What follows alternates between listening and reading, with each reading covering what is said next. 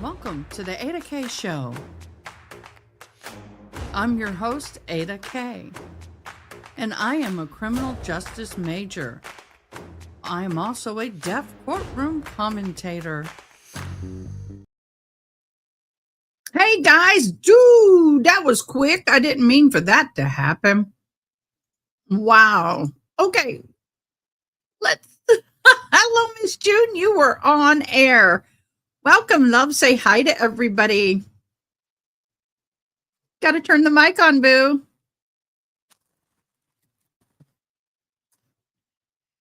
Welcome, everybody. Go. This is Hi. the feed. I was looking down at the time. I was putting a message in the chat. Oh, that's okay. That's okay. What we are doing is we're going to delete this one and remove from stream. Thank you very much. Okay. We are anxiously waiting for the Donna Adelson sentencing phase to begin. But we also have our good friend, Miss June. We haven't seen you in a hot minute. And by the way, we have a trial going right now. It's the San Antonio Police Department, where we have multiple police officers, three of which who are charged, two have charged with red room, another was excessive force with a deadly weapon. My bangs are driving me crazy. Anyway, so are all the trials happening at once? Everything's happening at one time. Ooh. So I have two lives up at the same time right now. The other one is actually in break. I'm going to go ahead and bring me back up on the other one as soon as my computer cooperates with me. Hold on a minute. Okay, guys, you're going to hear me talking, but I'm on two lives at the same time. The San Antonio Police Department, there was a lady, Melissa Perez, who has been labeled schizophrenic, decided in the middle of the night to go and cut the cables or wires to the fire alarm system to an entire apartment building complex. And in doing so, the fire alarms start going off. People leave their apartments. It's a bunch of chaos. And she claims that the FBI was listening to her through the cables with the fire alarm. Long story short, she is a roofer. She puts roofs on buildings for a living. She is 5 foot, 150 pounds, but she knows how to use a hammer. She came at the police officers, long story short, with the hammer multiple times. They threatened her. If she didn't put the hammer down, if they swung at her again, that they would shoot her. And she said, fine, shoot me. She came at them again, and ultimately three firefighters actually did fire. Two of them hit her. And unalived her. And so now the family sued in civil court, and the federal judge said, nope, they acted in reasonable self-defense. And so long story short, they lost the civil suit. And yes, I have my lunch. I am ravishing. Oh, lovely. I'm just eating me some chicken strips. My son started working at a place, and it's just literally a job. Food restaurant, first restaurant. He got the job. So he got the job. Mm-hmm. Second day there. He hadn't even filled out the paperwork, and he's already on the fryer. I mean, on the grill. Good. Oh, wonderful. So catch us up, love. How are you doing? What's going on? I'm doing really well. I'll be very honest. I am a very open and honest person. I've been in a not so good place. Mental health went on a journey. Oh, it started apparently on Court TV. I'm on Court TV. It's not okay. Here we go. It's just now starting. Right, but I'm on the up. Get us both up. I'm on the up, so all is good. Hold on, give me a minute. Yeah, I'll rewind it. Don't worry. No, that's gotta get our format. Oh, we're in opposite corners. I like that.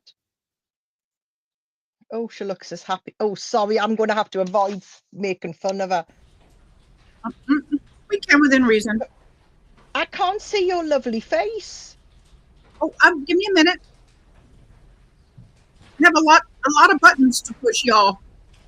Yes. There we go. No sound So yet. yes, You were saying? So as I said, I hadn't been in a very good place mentally. It had been a bit of a roller coaster, but my roller coaster is on the way up, very happily on the way up, to the point that I'm looking after myself so much now. We went out, I bought a new under-counter freezer and a load of ingredients to do a huge batch cook tomorrow. That's correct, Judge. What? Is there anyone that is Batch going cooking. to be attending on behalf of the state as well? Yes, Your Honor, the Markel family will be appearing by Zoom, but they're relying on their statements previously. Okay, FYI, I have court gained 100%. Oh,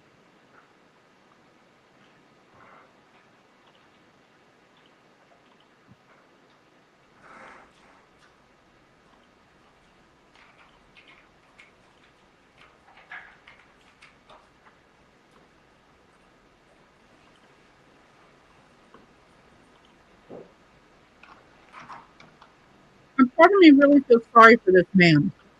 He doesn't know whether to zig or zag or stay straight or go. well, I've heard conflicting things about did he, didn't he? Is he next on the list? But I don't think he did. To me, the messaging insinuated that he didn't know anything beforehand. And that's exactly what I was going to say. Is that all intents and purposes, all of the emails and messages, and there have been multiple, where they talked about Daddy. Daddy didn't know anything.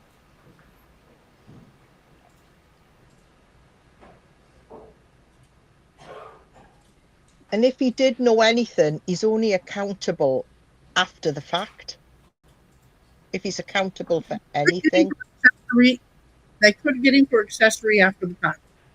Yeah, withholding evidence, I won't read whatever. his phone number out loud, but his iPhone, one of the witnesses in this matter. In my humble opinion, I think they will go for Wendy first.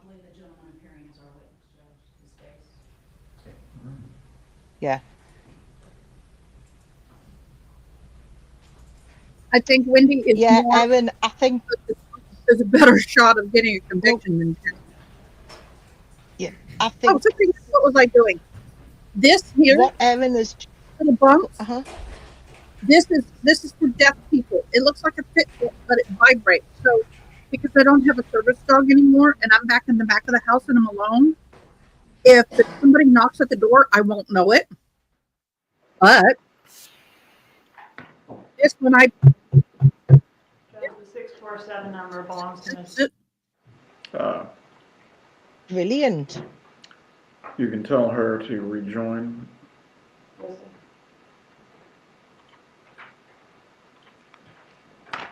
I think that Erin is very right there. I absolutely agree. I think Harvey is the sort of person that just Donna wore the pants. Harvey just rolled with whatever the family decided. Okay, hold on. Okay, guys, until the San Antonio clip comes back, we're going to watch this. I am doing dual live right now. If there's break in one live and you don't hear me talking or you don't see me, that's because I'm in the Zoom can keep right now. themselves on mute until it is time for you to speak. Oh, San Antonio's back. We're here this afternoon for Hold on.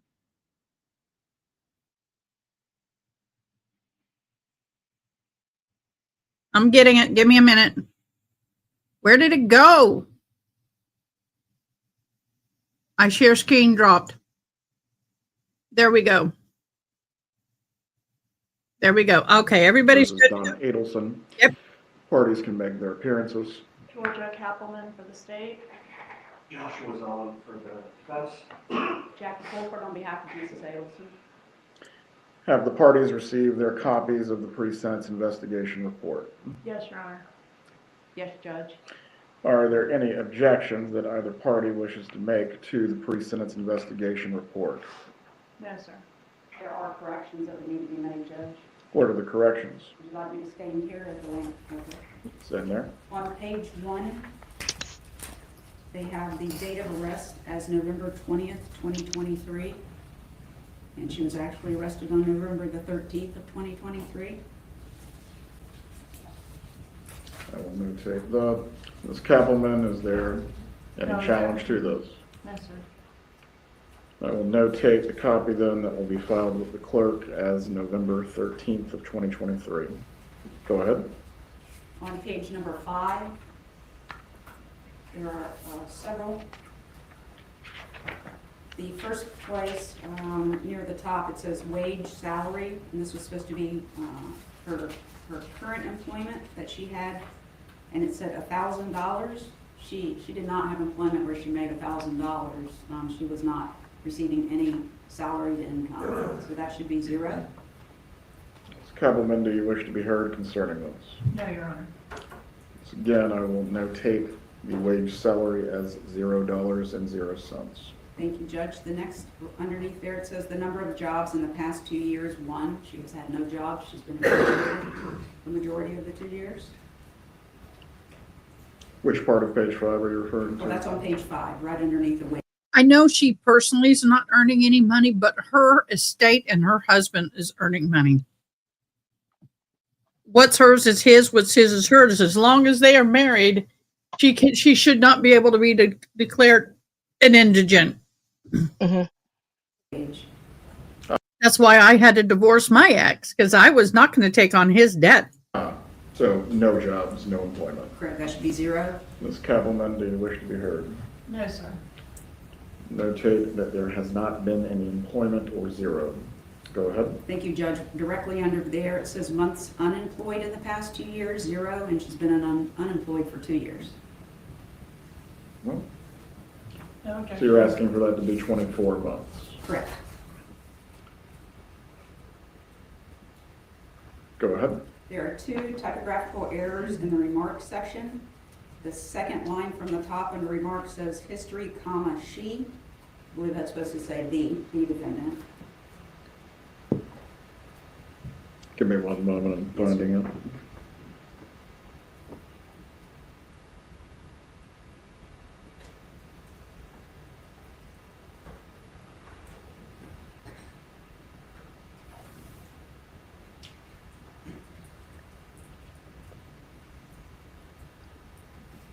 You said history is the first word leading into the correction? History is right next to the word she. You see that's on the second line down. It says remarks, and then the word right under there on my copy says history, comma, she. Yes. It should be the. Ms. Kappelman. No objection. Go ahead.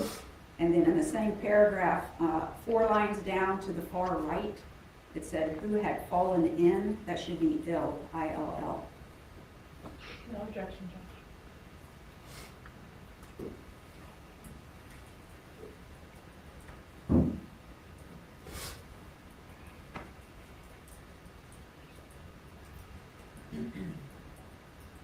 Go ahead, Ms. Wolford. Yes, sir. Going down under the financial status to where it says estimated total debts, in the second line, it says a second mortgage was taken out to pay for their home. That should say legal expenses, not home. No objection.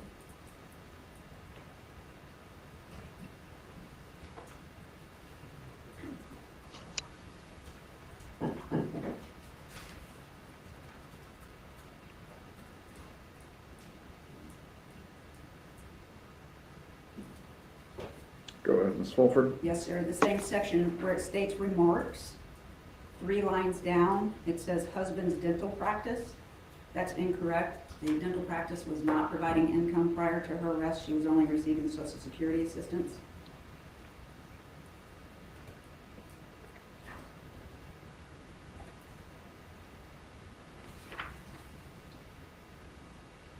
So you're just asking husband's dental practice to be scratched through? That's correct. The only income was that they listed Social Security, but they listed both. No objection. Well, anything else? On page 7, Your Honor, about halfway down the page, it has the remarks section. And if you go 1, 2, 3 lines from the bottom where it's listing grandchildren, on the right, it has a child's name, 14, and then it says a female, 7. That's actually a male. No objection.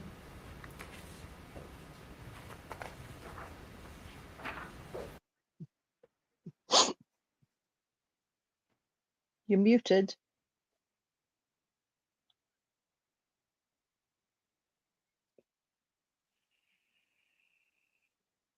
You're muted.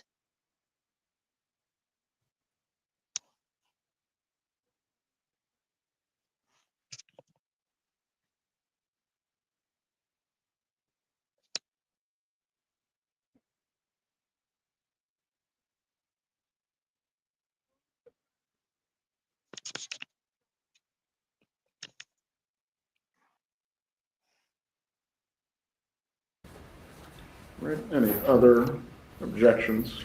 Not from the defense. The court has reviewed the PSI report. And at this time, I will direct the clerk to file it as a part of the record. Ms. Kappelman, do you have any other witnesses or evidence that you wish to present as a part of your presentation today? I have some documentation regarding cost of prosecution, Judge. Would you like that at this time? Yes. The state has put together a summary page and a thumb drive. We are requesting $723,123.68 in restitution. Defense advised that they want supporting documentation regarding this request, which is contained on this thumb drive. They're just receiving it today. Have not had an opportunity to review it. I think at this time the parties are in agreement to ask Your Honor to order cost of prosecution and reserve regarding the amount, and we'll see if we can reach an agreement regarding the amount. Very well. So that's one item that's in dispute for today. Another issue, Judge, is the score sheet. I've prepared 2 score sheets. May I approach again? You may. First includes death points, bringing the lowest permissible prison sentence in months to 172.5. The second does not include the death points, bringing the lowest permissible prison sentence in months to 82.5. Brought to my attention yesterday that the defense objects to the inclusion of the death points. The limited research that I've had an opportunity to do suggests that they should be included if the death was a direct result of the crime. I believe it was. The defense wants to argue otherwise, so whichever score sheet Your Honor chooses to go with, they're both provided there for you. The state is requesting, are you ready for me to argue what I want for sentence? Okay. Go ahead. Obviously, life on count 1, Judge, we would ask for 30 years consecutive to count 1 on count 2, and 30 years concurrent to count 2, but also consecutive to count 1 on count 3. I do not have any additional testimony or other evidence to provide, Your Honor. I've had this issue of the death points being attached to the non-homicide offenses come up in other cases. Certainly the death points would attach if there were an offense that were being scored, but the first-degree murder is not being scored on the score sheet. What would be the basis, Ms. Kappelman?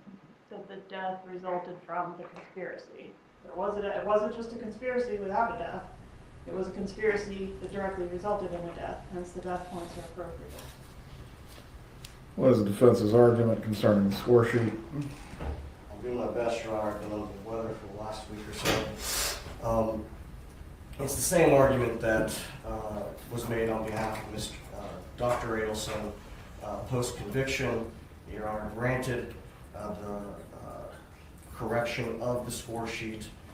Solicitation and conspiracy do not require an actual death. And I'll just rely on the same cases that were relied on by Dr. Adelson. State versus Johnson, 561 Southern 2nd, 1321.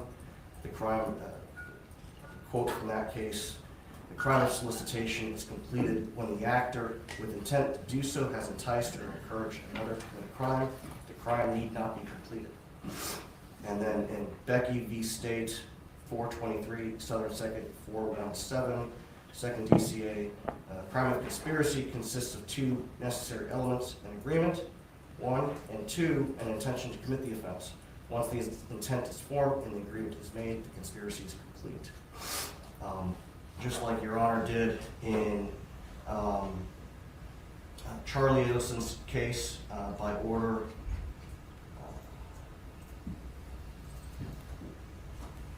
that was not opposed by the Attorney General's office. I believe that order is dated January 24th, 2025. Your Honor agreed with that position and ordered the state to prepare a corrected score sheet without data points. Well, Ms. Keppelman, my memory of this is in line with the defense position. Certainly, if the state wishes to take any appeal concerning the score sheet, that is your choice. Understood, Judge. Death points will not be added to the score sheet that is signed by the court. Is the defense ready to proceed with its presentation? Yes, Judge. You may proceed. Thank you. Would you like me here or at the podium? You may remain at the table, or you can come to the lectern, whichever. Okay, thank you, Judge. I guess we would start with the witnesses that we have. The one that's standing by on Zoom is Dr. Ben Graber, who would like to make a statement on behalf of Mrs. Adelson. Dr. Graber, if you at this time can please turn on your microphone.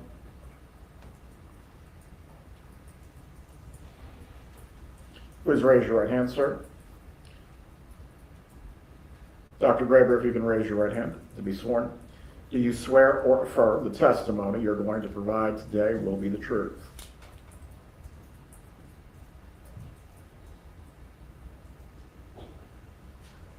I believe you have a volume problem, Dr. Graber. I can see your lips moving, but I can't hear you.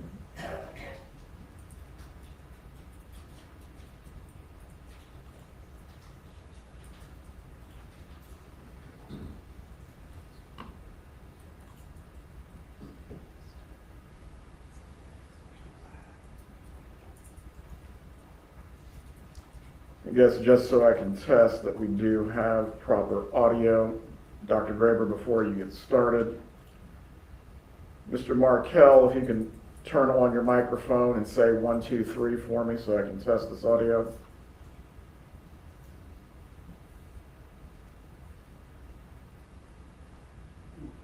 All right, he's not coming through either. Time to troubleshoot.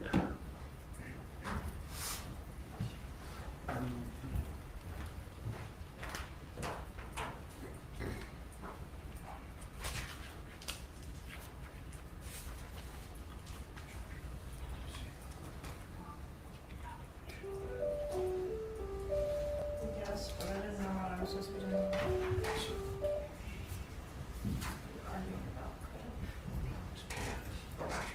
Right. Dr. Graber, if you can say 1, 2, 3 while I test this equipment.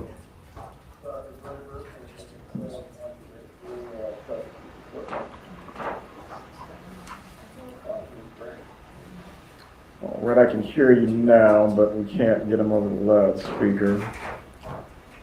At least someone must have switched the audio settings.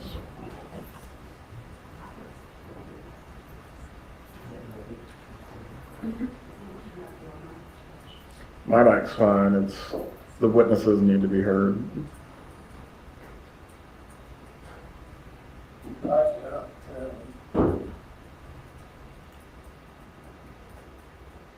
Right, thank you, Mr. Markel. I'm going to place you back on. Can you hear me now?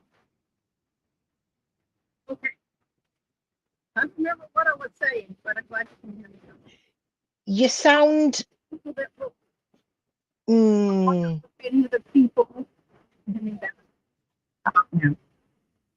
I wonder if any of the people that wrote letters will testify. Forget it. Mute at this point.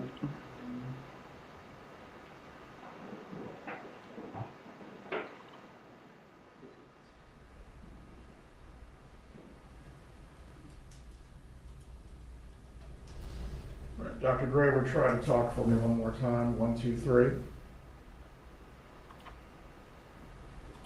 1, 2, 3. 1, There 2, we 3. go. Judge and a Radio Shack, man, all in one. All right. It's working. It is. Let me swear you in again, sir. Please raise your right hand.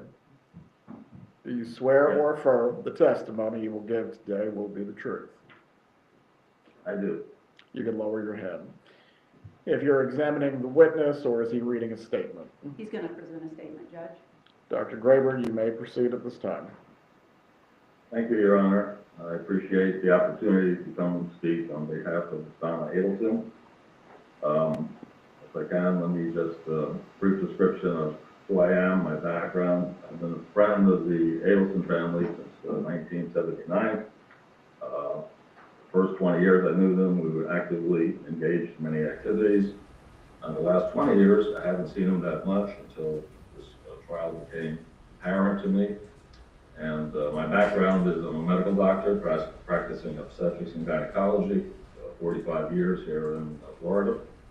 I was also a state legislature from 1988 to 96, representing Coral Springs and parts of Broward County.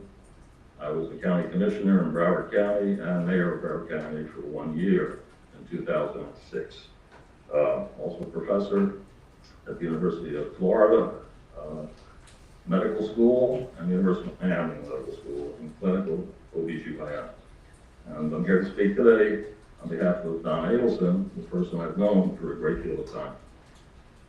Hi Donna, just want to say hi. I'm sorry I can't be there to hug you. And I'm sorry we didn't get to have that dinner after your trial was over. But I'm here to, on your behalf, to let you know that you have friends, and I believe in you. Let me say that, Tom, I never thought we'd be here at this situation when I first met you. It was a total shock to me and to our families.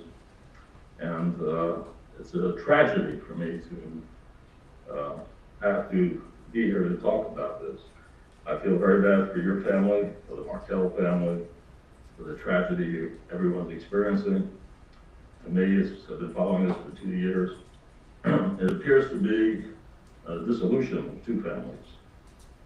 My background is similar in many ways to both families. Like Ruth Markel, I'm the son of Holocaust survivors. I actually was born in Germany with displaced persons camp. Came to the United States at the age of 18 months. So like the boys, Lincoln and Benjamin, I don't have a lot of recollection from the first beginning of my time in the United States, but they don't have the recollection of their father, which is very sad to me. But they do have families, and I had family. And we have to learn a great deal from our tragedies how to come back into life. My distress is not just for Donna and the Adelsons, but for the Markels as well, and especially for 3 generations of each family, which I see in tragic downward swing. And yet, I did meet Lincoln and Benjamin at the bar mitzvah last year, and I got to meet those 2 boys, wonderful boys.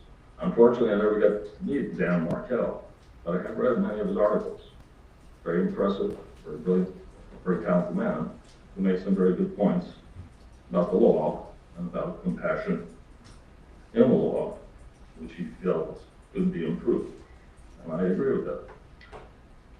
So part of what I'd like to say today is basically that I do believe that Donna is a victim of natural circumstance, but has been actively exploited by parties involved in this case. I believe she was exploited by her son.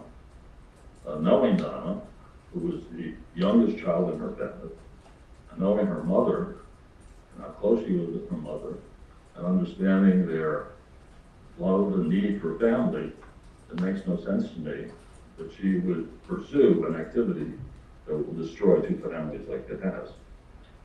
However, having known her son and some of his issues, I believe Donna, in her own naive way, trying to be a loving mother, is subdued by guilt, by silence, by denial, and perhaps even active exploitation, and used for activities she had no part of.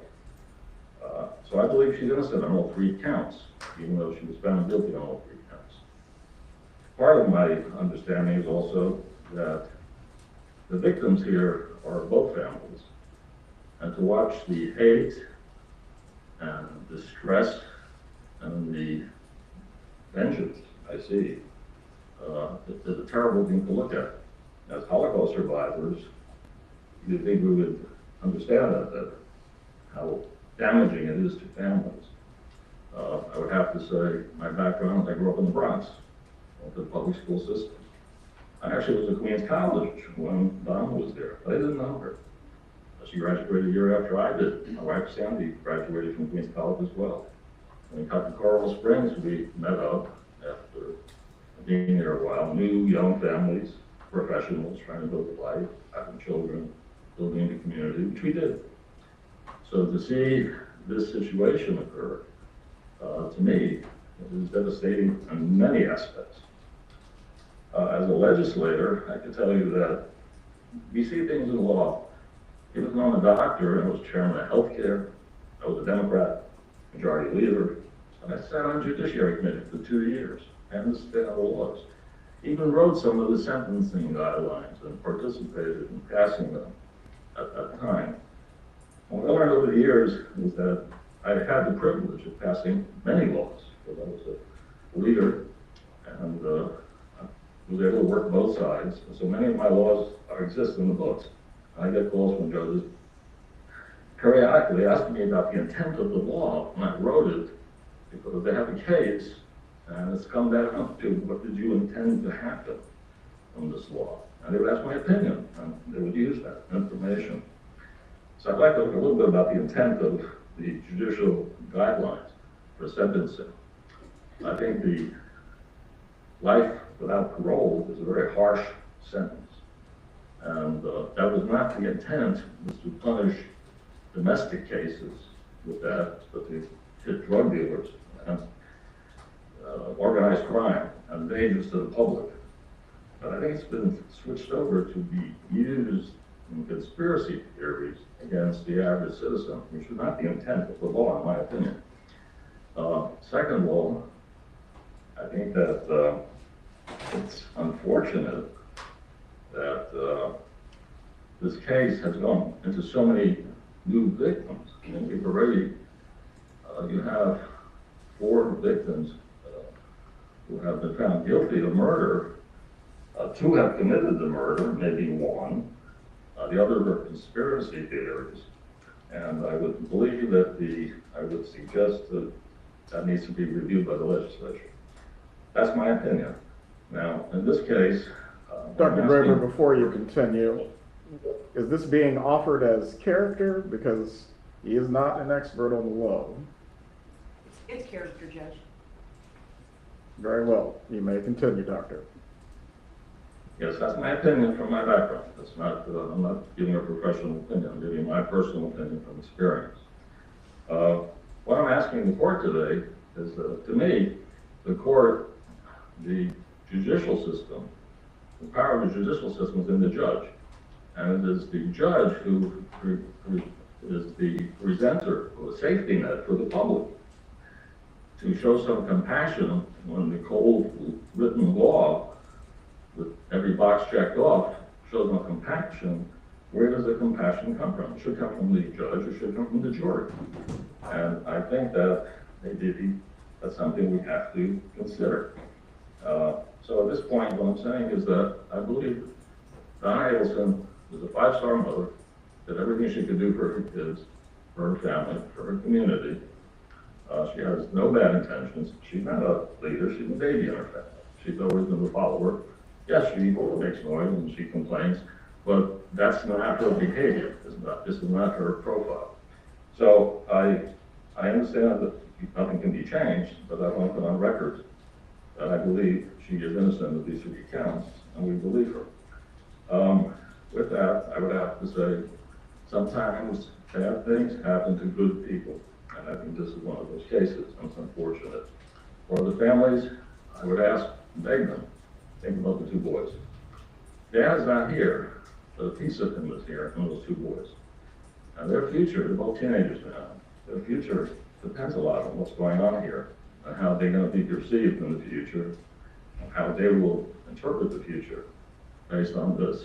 So I think it's time for some compassion, some understanding, some forgiving. Perhaps it's time to take a step back and let everyone heal from this process. With that, I say to you, Donna, Samuel and I love you, we support you and the family, and we hope for you the best. God bless you. And Your Honor, thank you for letting me speak. Defense have an examination for the witness? No, Judge. Does the state have an examination for the witness? No, sir. Dr. Graber, you can remain on the Zoom. I would just ask you to mute yourself at this point. Thank you. Defense have any other witnesses to present or evidence? Yes, Judge, we have Rick Chagrin, who's present, who would like to make a brief statement.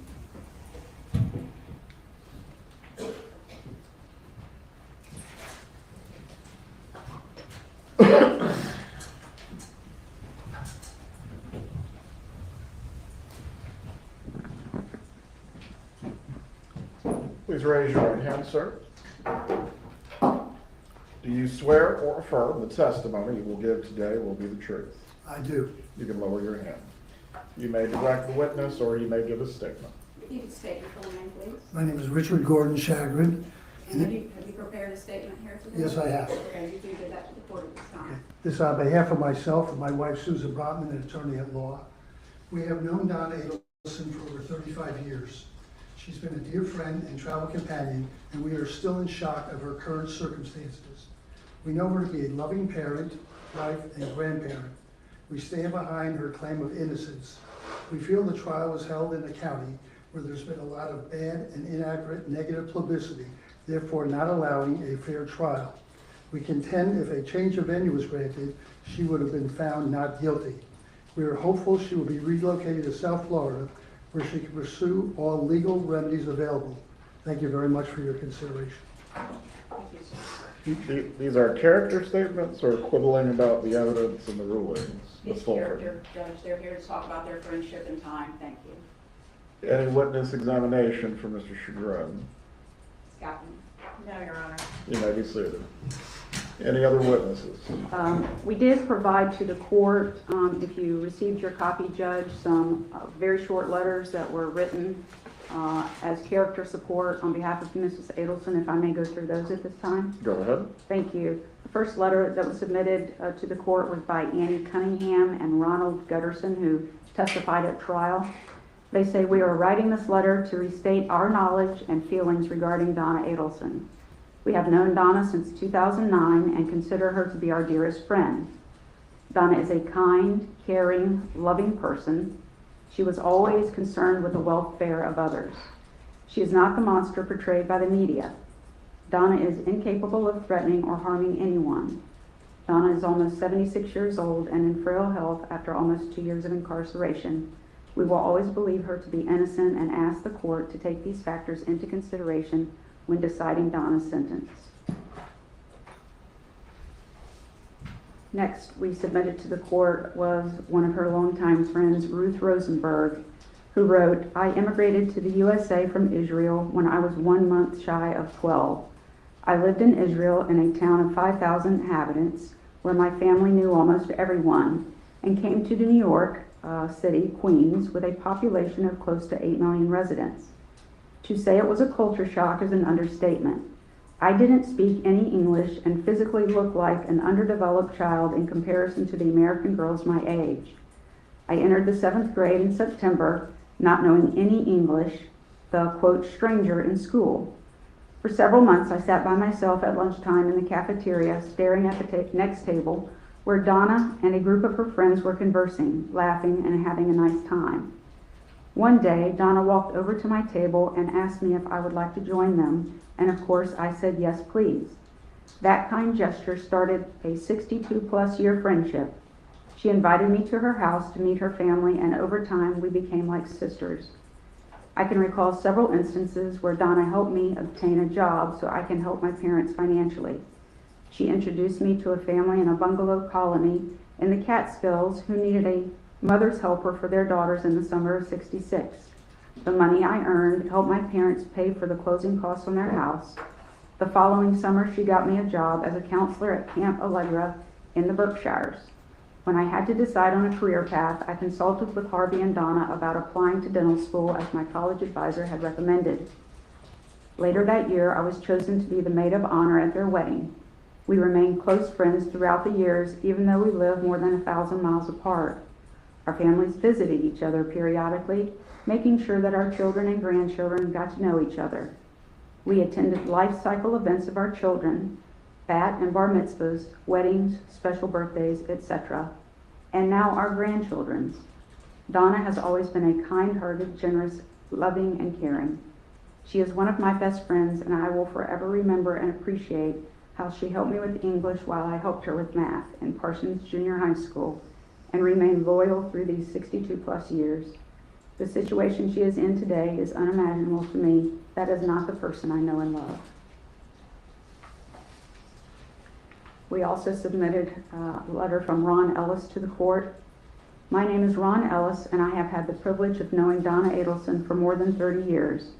I am writing to you in hope of offering some perspective on the woman I have come to know so well over the course of our long friendship. Donna has been a steady and caring presence in my life. When my stepson passed away 11 years ago at the age of 34, Donna was there for me in ways I will never forget. She sat with me in my grief, listened when I needed to talk, and offered comfort when I felt overwhelmed. That kindness and empathy is the Donna I know. Someone who shows up for her friends and offers strength in their darkest moments. Over the years, I have seen Donna's compassion extend beyond just me. She has been a devoted mother, a loyal friend, and someone who consistently tried to bring warmth and generosity to those around her. I understand fully the gravity of the situation before the court, but I hope that when you consider Donna's sentence, you will also weigh the years of kindness, care, and humanity she has shown to others. I believe that Donna still has the ability to contribute positively, even under these circumstances, and that she is capable of reflection and growth. I respectfully ask that you take these qualities into account when you make your decision. Thank you for your time and consideration. Respectfully, Ron Ellis. And then a brief letter from Marion and Tim Schaffman. She writes, we have known Donna for over 50 years, and although we live far apart and have seen her often over the years, we wanted to share with you our impressions of the lovely person we have known. Donna has always been a loving, kind mother and wife, and also an exemplary daughter to her parents, who often stayed with their family. We have never heard her utter a negative word about anyone, and had tremendous pride in every member of her family. She retained many friends from her childhood and developed long, satisfying friendships with the new people she met throughout each stage of her life. Donna was always intelligent, charismatic, and sensitive to everyone. She always listened to anyone's problems and offered a helping hand when she could. Most notably, her genuine concern over our and others' health issues was truly appreciated. As you can see, it is very difficult for us to view her as anybody other than the sweet, caring person we knew. Sincerely, Marianne and Ted Schaffman. Next is a letter from Jessica Ussery. Dear Judge Everett, my name is Jessica Ussery, and I am writing this letter to express my personal experiences and knowledge of Donna Adelson's character. Donna and I share a beloved grandson, Roman Harvey Adelson, born in 2017. My first memory of Donna is a video made and shared on Mother's Day 2017. Charlie Adelson surprised his mom with the news that he and my daughter Brianna were expecting a baby. It warmed my heart to watch Donna's genuine excitement and happiness caught on video. Our families began spending time together as events and celebrations took place. I recall Donna being warm and welcoming. As I got to know her more, there was no doubt in my mind that she was a loving and devoted wife, mother, and grandmother. Roman's birth was a scheduled cesarean section on December the 5th. On that day, I was overcome with mixed emotions of excitement and fear. A family awaited Roman's birth at the hospital during unnerving procedure. Donna was affectionate and compassionate, as I was visibly anxious and emotional. I will always remember how she reassured and calmed me that day. We shared tears of joy and the hugs when a beautiful and healthy boy came into this world. Donna was caring and supportive of Bree as a new mom.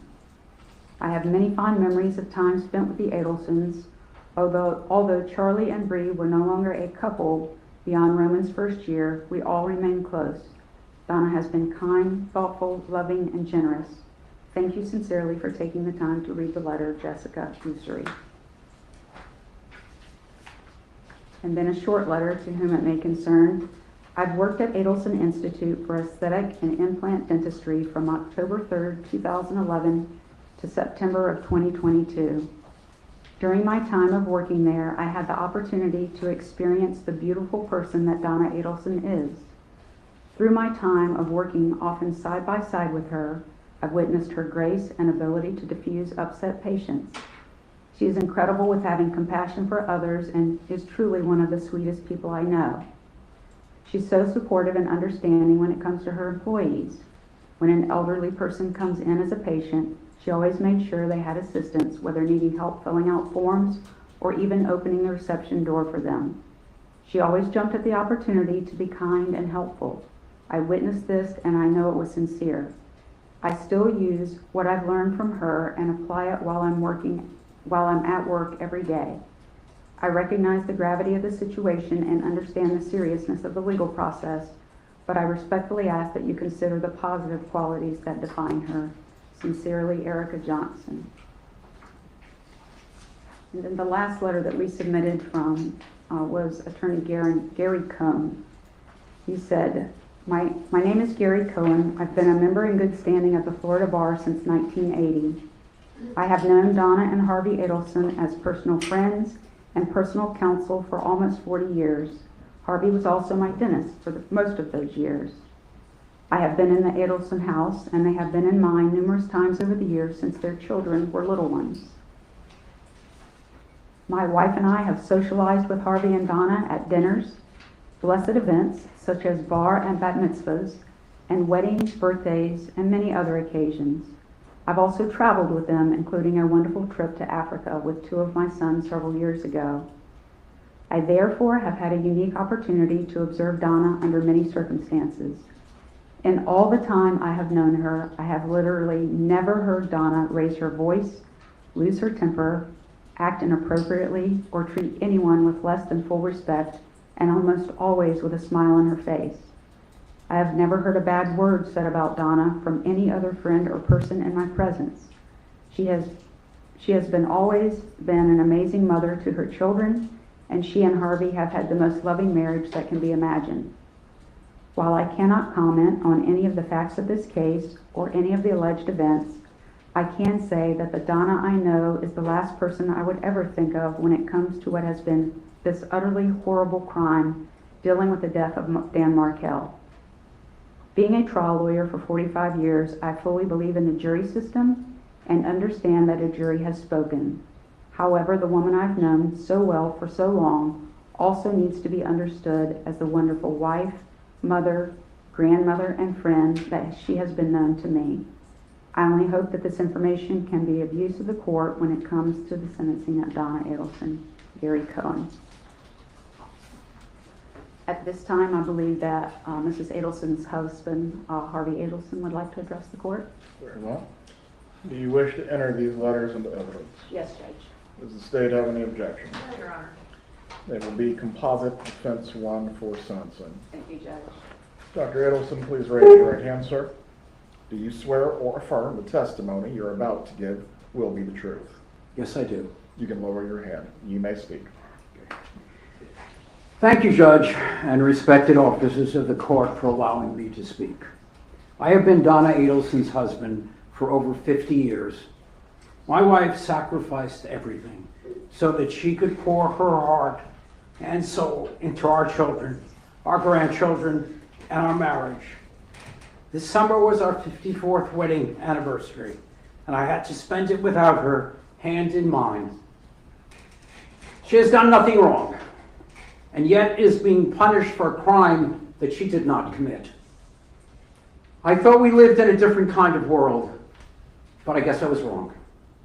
I have listened, watched, and sat in the courtroom for the entire trial, and I could not help but scream in my mind by the witnesses that were brought forward by the prosecution who told outright lies.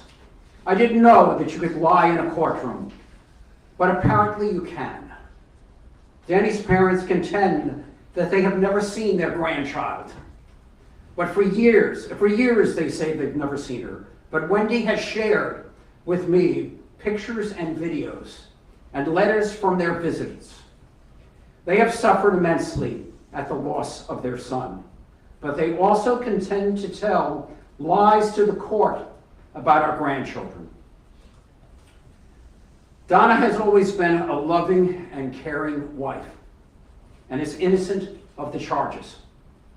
A biased judge and jury were influenced by years of one-sided news pieces and Before social you continue, media. Doctor, Ms. Fulford, this has nothing to do with the character of the defendant May or I relates just- to sentencing. May I just one moment, please?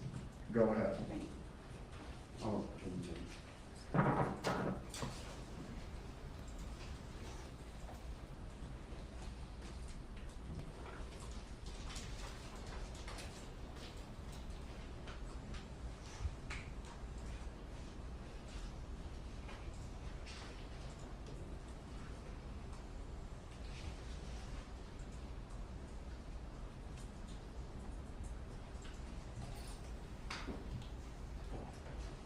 Just 1 second, please.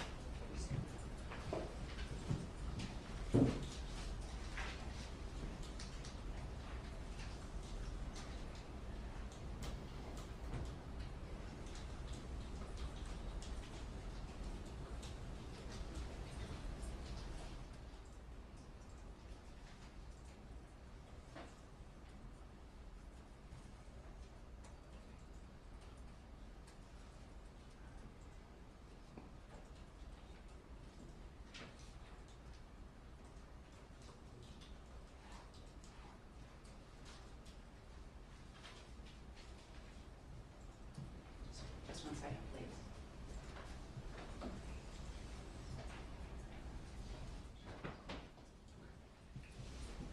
All right, thank you for letting me continue. Donna did not participate in the heinous acts that she was convicted of doing. You are sending an innocent woman to prison. You have taken my wife and you have taken my life as well. And for what? This is not justice. It is vengeance, and it is wrong. Do you have an examination for Dr. Adelson? No, Your Honor. No, Judge. Any other witness statements that you wish to give? I don't believe so, just 1 second.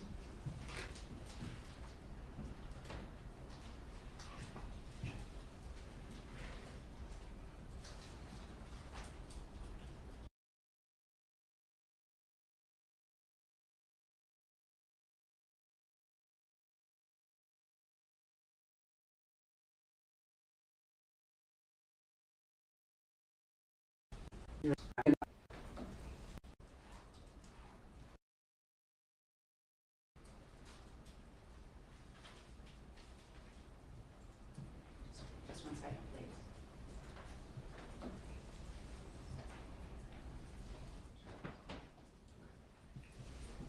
All right, thank you for letting me continue. Donna did not participate in the heinous acts that she was convicted of doing. You are sending an innocent woman to prison. You have taken my wife and you have taken my life as well. And for what? This is not justice. It is vengeance, and it is wrong. Do you have an examination for Dr. Adelson? No, Your Honor. No, Judge. Any other witness statements that you wish to give? I don't believe so, just 1 second.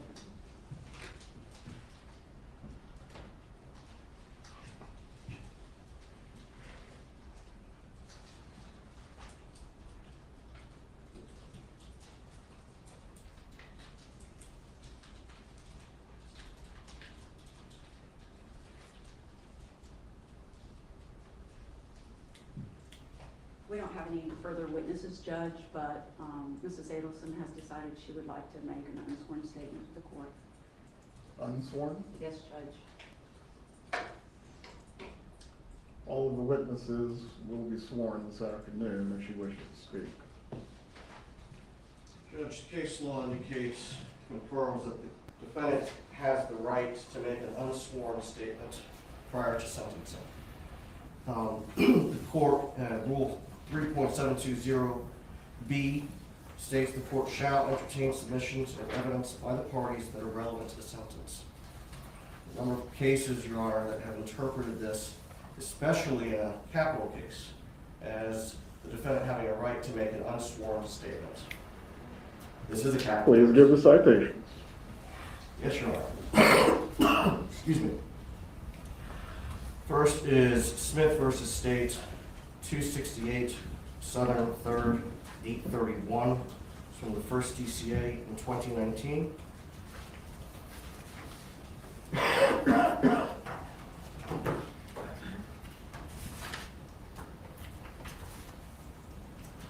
You want me to continue, Your Honor? Give me one moment. Yes, sir.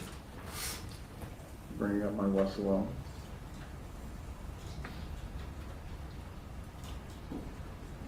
Give the citation again. Sure. It's 268 Southern 3rd, 831.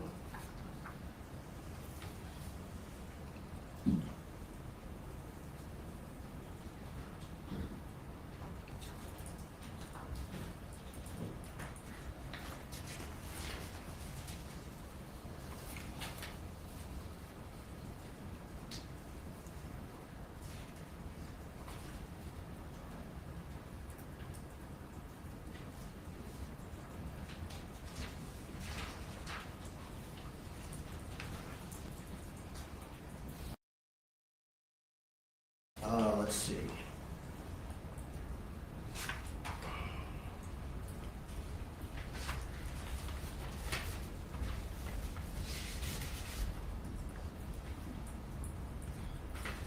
So, Your Honor, I'm going to give you this one. It's Hill versus State, 246 Southern 3rd, 392. It's from the 4th District Court of Appeal. One moment. Yes, sir. 246 over the third, what's the last part? 392.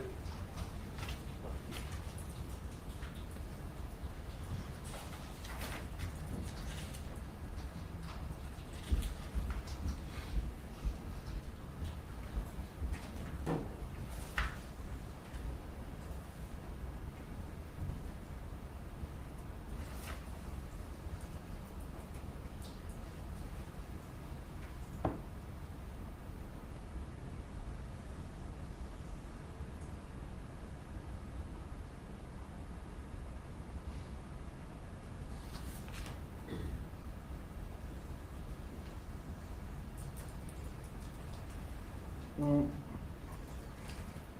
seeing in the case where it does state the defendant has a right to make an unsworn statement, we will proceed.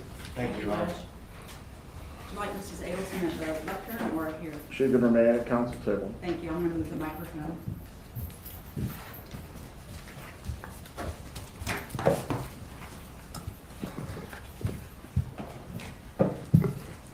I need to speak loudly because this was not amplified. Okay. Is this loud enough, Judge? I can hear you. Thank you for letting me speak. My son-in-law, Dan Markel, was a fine and decent man. He was well educated, and passionate about his career. He was a good son-in-law, but more importantly, he was a caring and loving father. On July 18th, 2014, his car was followed, leaving his home. It should have been just like any other day, an ordinary day in the life of Ben and Lincoln's father, but it wasn't. He didn't know when he left his boys off at daycare that would be the last time he would see them, and the last time they would see him. He didn't know when he went to the gym afterwards that would be the last time he would exercise. And he didn't know when he drove home that his life would end within minutes. Danny wasn't just being followed, he was being hunted. He was brutally murdered in broad daylight, sitting in his car, in his garage, by vicious killers. I cannot imagine the terror he felt when he saw a gun pointed at him through the window of his car. I cannot conceive of his heroic efforts to stay alive during the hours after the attack. Danny died in the early morning hours of July 19th. His death is a loss to his children, his parents, his sister, all of us in his family, his friends, his colleagues in the legal community, and to his students at FSU Law School. Danny's boys each have a photo of themselves with their Abba, their dad, beside their beds. They grew up kissing the framed photo and saying, "Good night, Abba, I love you." But pictures and memories are all they have because cruel, cold-hearted people took him from all of us who loved him. My heart was broken when Danny died. My grandsons were going to grow up without the father who loved them. I wondered, how could we help these boys through this trauma? It was then that my husband and I knew that the best way to honor Danny's memory would be to share with these children an abundance of love, the love that Danny would have given them if he were alive. It is interesting how the state can't make up its mind about who is what they call the, quote, mastermind behind this murder. In both of Catherine Magbanaw's trials, the state claimed she was the mastermind behind Danny's murder. In my son Charlie Adelson's trial, they claimed he was the mastermind. And now in my trial, they claimed that I, this grandma, was the mastermind behind the murder. I had no idea that other people planned to cut Danny's life short. And the people who did this are exactly where they deserve to be. But I had no knowledge that this horrible, evil act was going to take place. If I had become aware of this plan before Danny was murdered, I would have stopped it. With not one iota of actual evidence, the state convinced a Tallahassee jury that I solicited and conspired with other people to have Danny killed. Where is the evidence prior to the murder? The evidence beyond a reasonable doubt that the state needed to prove their case. Where is the evidence before July 18th, 2014 at 10:50 in the morning? Before you continue, That Mrs. revealed- Adelson, as it relates to this statement, is the defense trying to re-argue the trial? No, Judge, just giving Mrs. Adelson an opportunity to be heard. Mrs. Adelson, you certainly can continue. However, the court can take into consideration the utter lack of remorse that you are displaying. Please proceed if you desire to do so. Where is the evidence before July 18th, 2014 at 10:50 a.m. that revealed that I had any involvement in this vile and horrific act? Where is the solicitation and conspiracy evidence? The state needed to show that there was evidence before the murder to convict me. The state couldn't show that because there wasn't any evidence. They were trying an innocent person. It makes you wonder if the jurors were sleeping when the state had Sergeant Corbett on the stand for hours. Their own star witness testified that my phone was never, I repeat, never at my son's house on the night of the murder. The state's theory that my husband and I dropped off money to my son was blown out of the water by their own witness. And yet, the state continued to push that story, that lie of the so-called money drop to the jury through the remainder of the trial. And the jury bought into it, hook, line, and sinker. Reasonable doubt. Many months ago, my attorneys filed a motion for a change of venue. An expert witness testified that Tallahassee had been barraged with over 9 years of negative social media, printed news, television news, and podcast publicity about my family. He explained to the court, both with evidence and demonstratives, that for me to receive a fair trial, it needed to be held in any of the researched and designated areas in the state of Florida other than Tallahassee. All I wanted was a level playing field, but the court wanted the trial here in the hotbed of Tallahassee. I sat through 3 days of jury selection. 180 potential jurors were asked if they had developed an opinion in my case. Those that answered yes also added, "I believe she is guilty." Not one person, not one, said, "I think she may be innocent."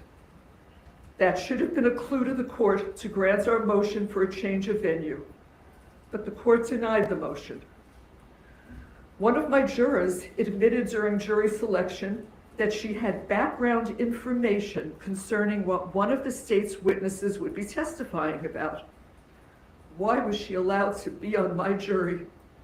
What moment? Another juror. Mrs. Fulford, Oh, I didn't hear you. Mr. Zellman, again, this has nothing to do with elocution of any sort. This is a raising of grievances, which are properly given to the appellate court. What does any of this have to do with sentencing? Grab just one moment, please.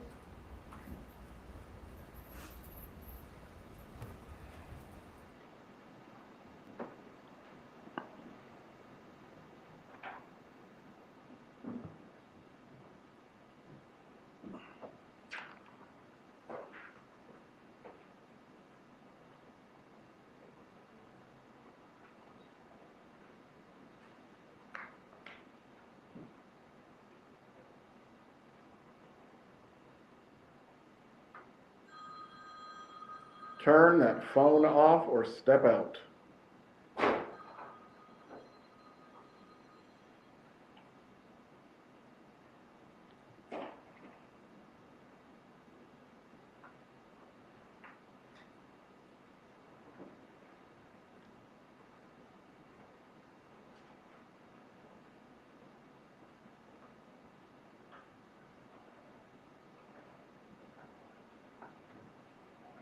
When the phone is off.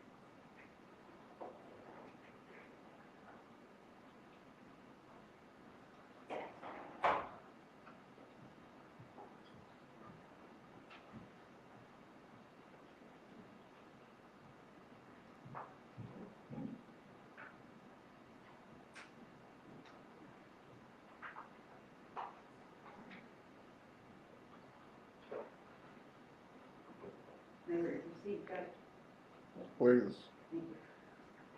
What happened to Danny is unforgivable. But I am an innocent woman convicted of this terrible crime without evidence. Danny was a brilliant legal scholar. He would have been appalled at the total lack of justice that went on during my trial.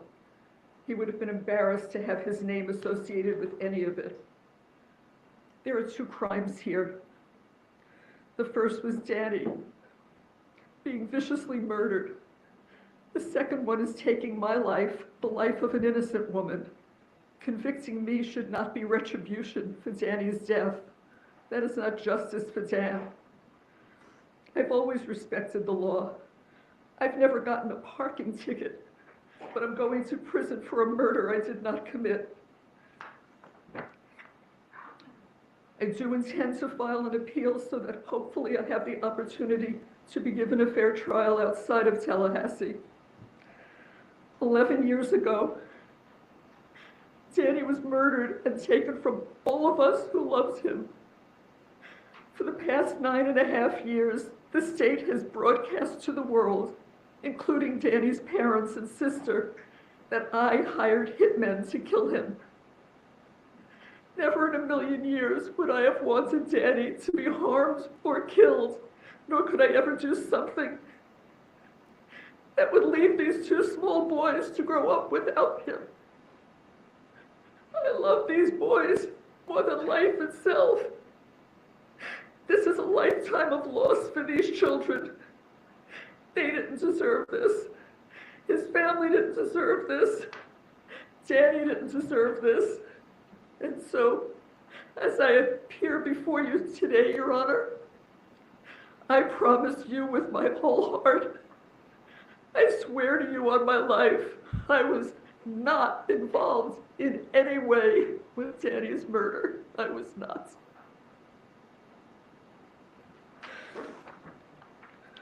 Defense have any further argument to make? Yes, Judge.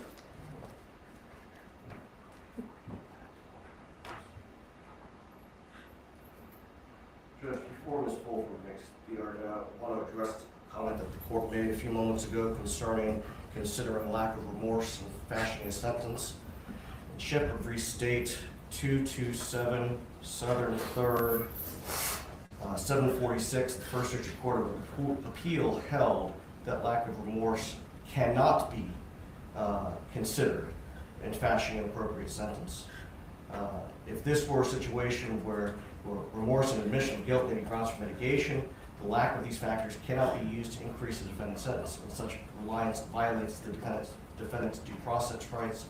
And they also rely on Ritter v. State 885 Southern 2nd 413, also a first DCA case. I believe the Supreme Court has ruled on this issue concerning remorse and lack of showing remorse as well.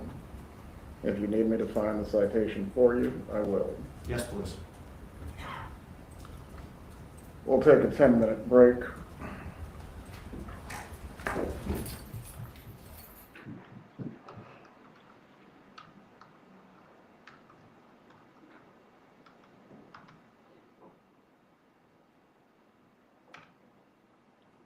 We'll resume at 4:16.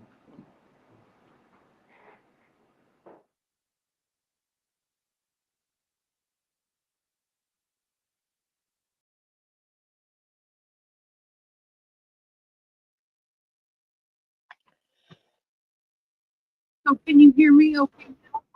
Cutting in and out. A little bit distorted. Maybe because I have the other live at the same time. What, gee, y'all? Oh, What? you're muted, Miss Diane. Diane, you need to unmute. I think she's popped off. Oh, that was. What do you think? You don't want to know. Yeah. It was. At the beginning, it felt like you had the chance to testify, Donna. You didn't take that up. You had the chance to answer, to bring up all this stuff you wanted to talk about that you thought was unjust. Her defense could have been bringing this in.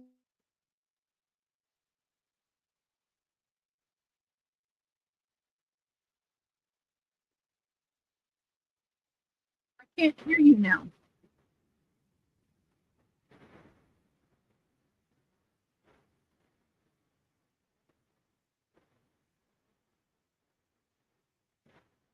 Okay, talk.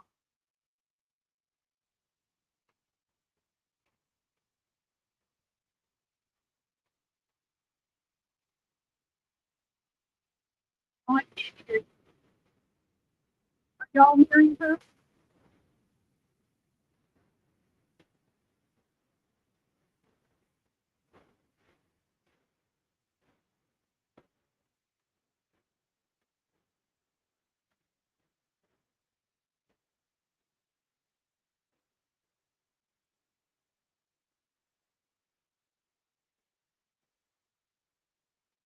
Try again.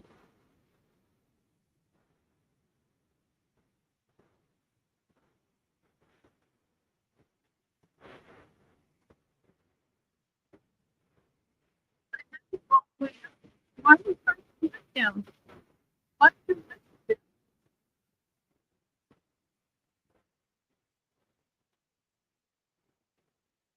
Let me pick format. Can y'all can you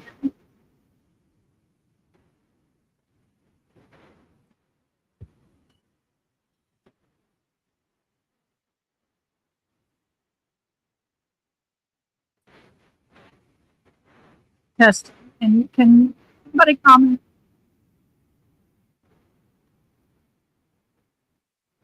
You?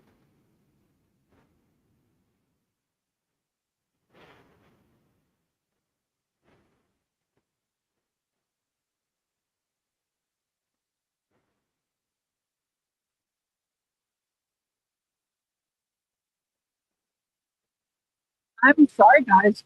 I don't know. I can hear me.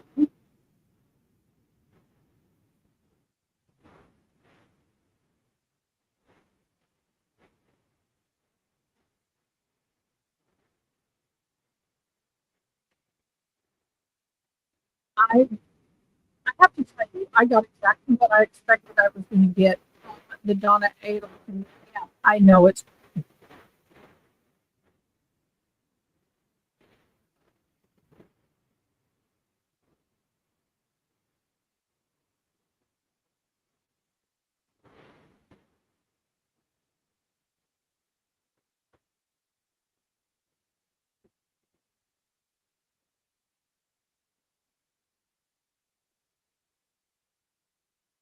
can't fix it.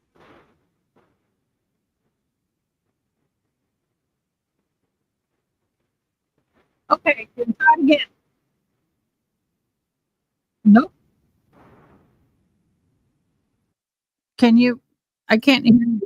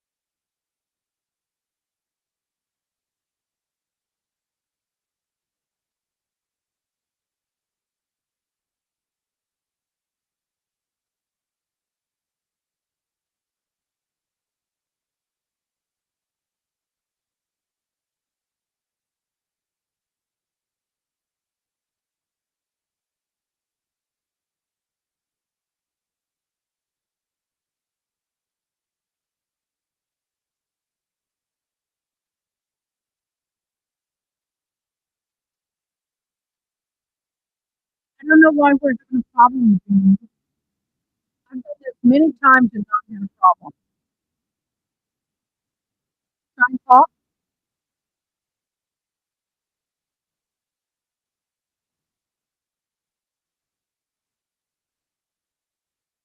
Okay, June, I paused the other feed. It's not going to work. You can hear me better when I pause the other feed, but we can't hear you.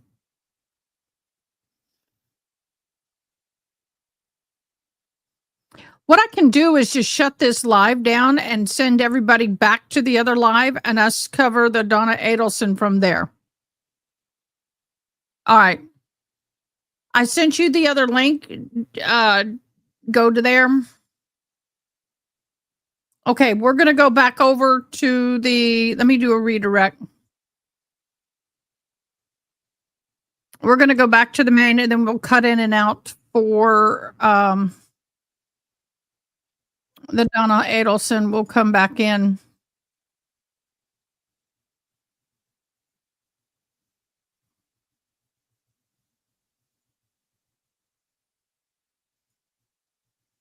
Okay, everybody, thank you so much. You saw the gist of what's happening. Go to the San Antonio Fire Department, 3 police officers trial, and we will have the sentencing phase continued over there due to technical difficulties. Thank you.